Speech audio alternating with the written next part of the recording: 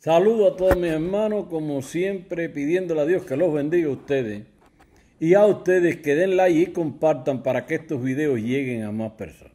Hoy empezamos con las célebres palabras del Sin Casa en la ONU, Organización de Naciones Unidas.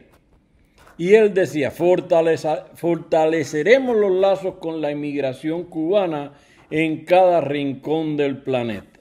Y yo le pregunto a él, ¿qué hay con Amarely Ramos y Omara Ruiz, que le han denegado la entrada al país no sé cuántas veces, han ido hasta el aeropuerto y siempre le han rechazado el regreso a Cuba porque la dictadura no permite que ellos regresen? Dice Díaz-Canel, el régimen castrista, que la revolución siempre ha tenido una buena relación con la diáspora. Bueno, si tienen buena relación con la diáspora, pues bueno, no tendría la cantidad de médicos que no pueden regresar a Cuba porque están castigados, deportistas y todo aquel que diga algo que no vaya en línea con los dictadores. Y el caso más típico fue el que mencioné. Incluso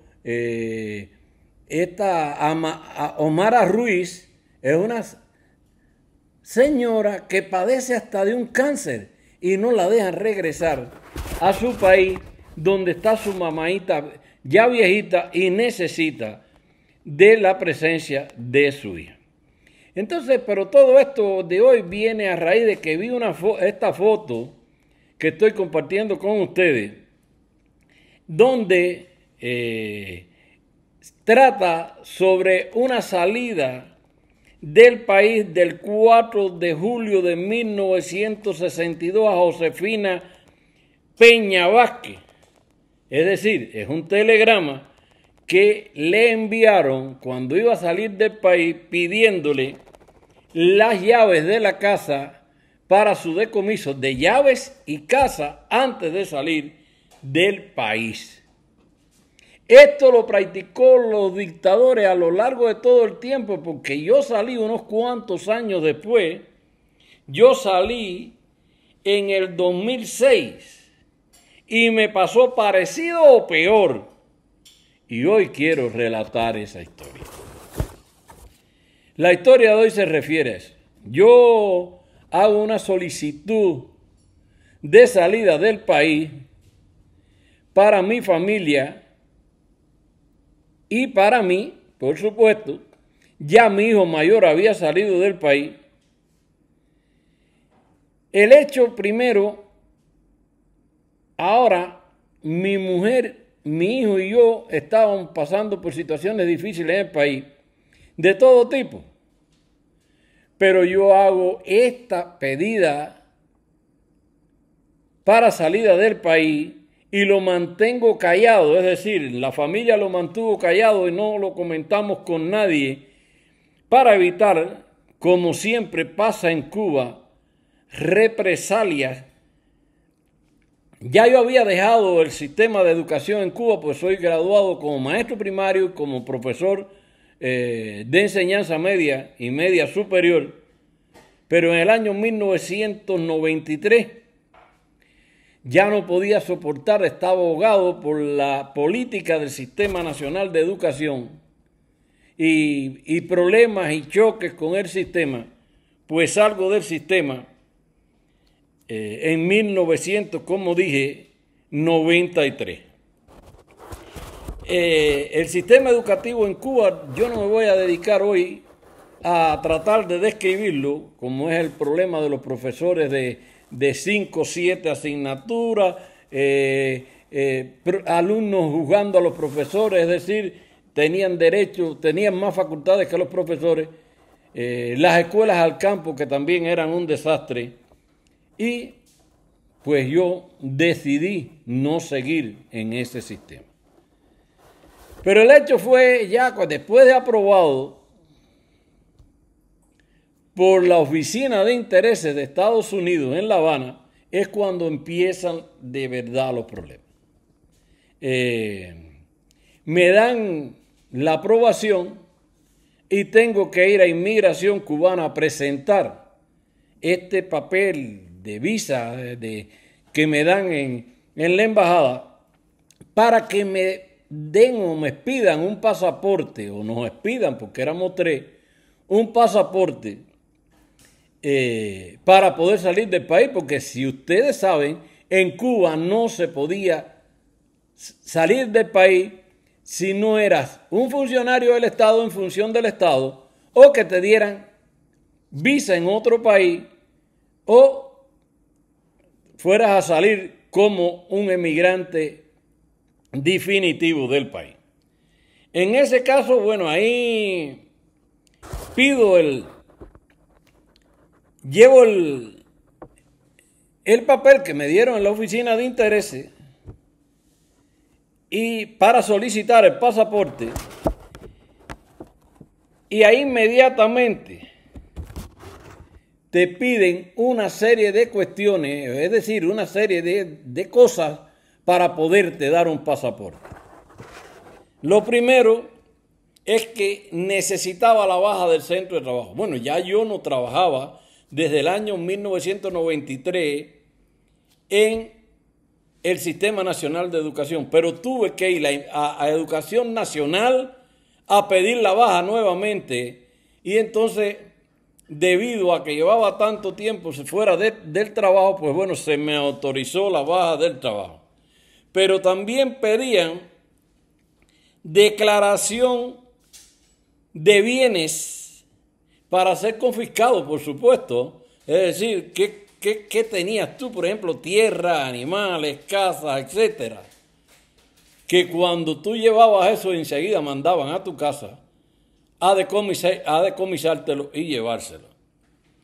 Antecedentes penales, es decir, que si tenías antecedentes penales, también te podían trocar la salida del país.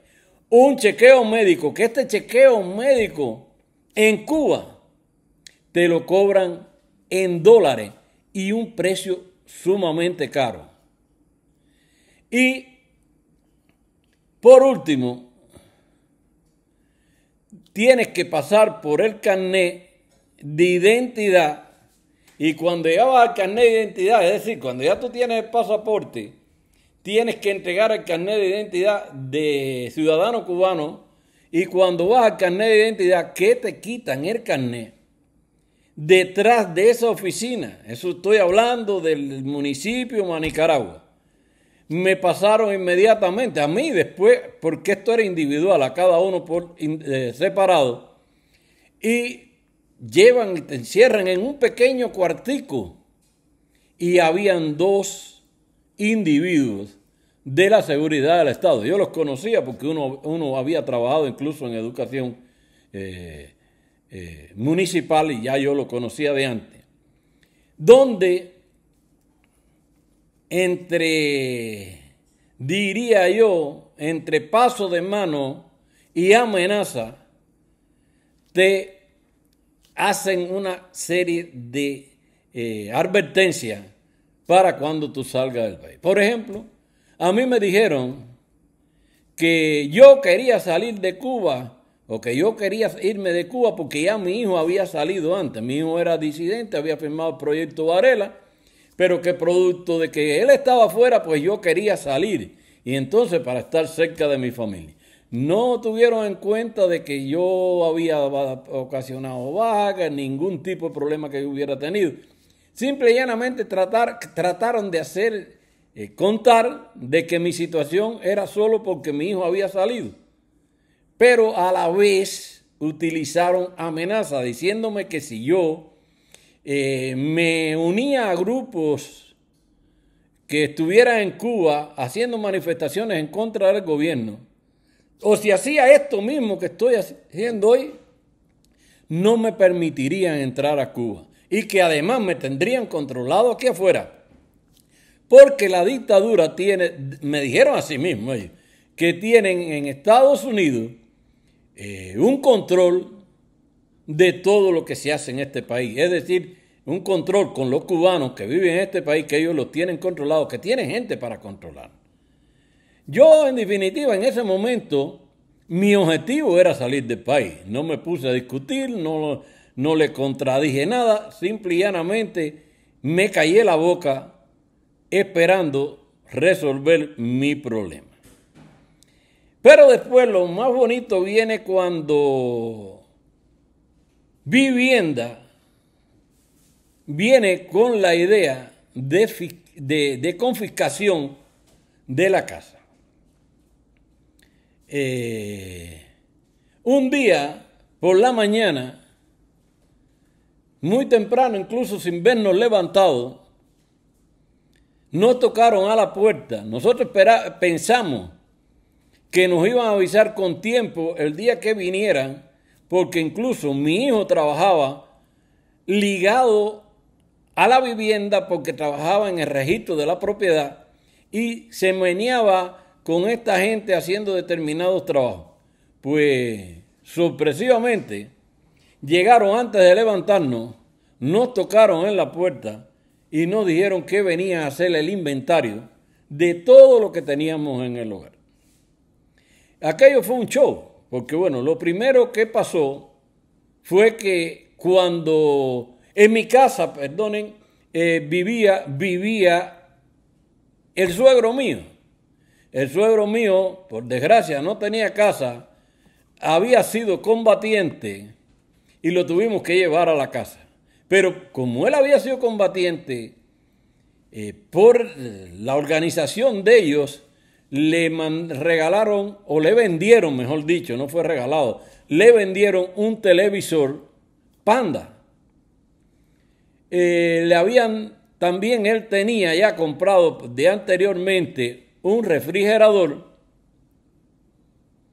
Y estos artículos que tenía ahí inmediatamente, como yo sabía lo que venía y necesitaba dinero como él los tenía, pues yo vendí los míos. Vendí un televisor Crin 218, que era el televisor que yo tenía. Un televisor en blanco y negro, ruso. Pero habían otros con mayor necesidad y logré venderle el televisor.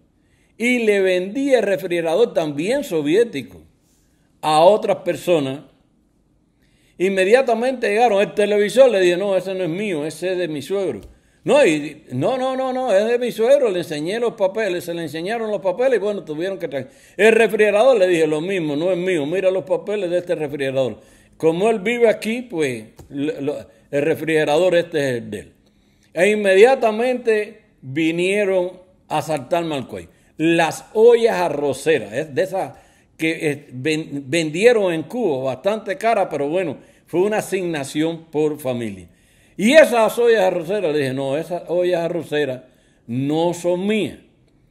No, pero, y las tuyas, digo, vamos a explicar, mira, esas ollas arroceras son también del suegro mío. Una se las asignaron por los combatientes y la otra fue la que le vendieron en la tienda, que son las que están compradas. Eran las dos únicas calderos que habían que tenían algún poquito de vista en mi casa. Y las tuyas, le dije, bueno, yo sabía que yo me iba y que ustedes querían robármela y nunca las compré en la tienda. No, pero ¿cómo tú no la vas a comprar? Así mismo me dijeron, tú tenías que comprarla. Le dije, ¿y quién te dijo a ti que yo tenía que comprarla? Yo no estaba obligado. Yo le dije en la tienda que la devolvieran a los almacenes si no querían. Y si faltan es porque algunos se las cogió. Yo no cogí ollas arroceras. Bueno, para no hacerle la historia larga, me requisieron toda la casa. Y para no aburrirlo, hasta una latica de leche condensada, medio oxidada que yo tenía para medir café que vendía de contrabando para poder sobrevivir en Cuba, o para medir el arroz cuando se cocinaba, lo pusieron en el inventario. Ahora, esto no queda aquí, porque inmediatamente que se termina todo este inventario, me dicen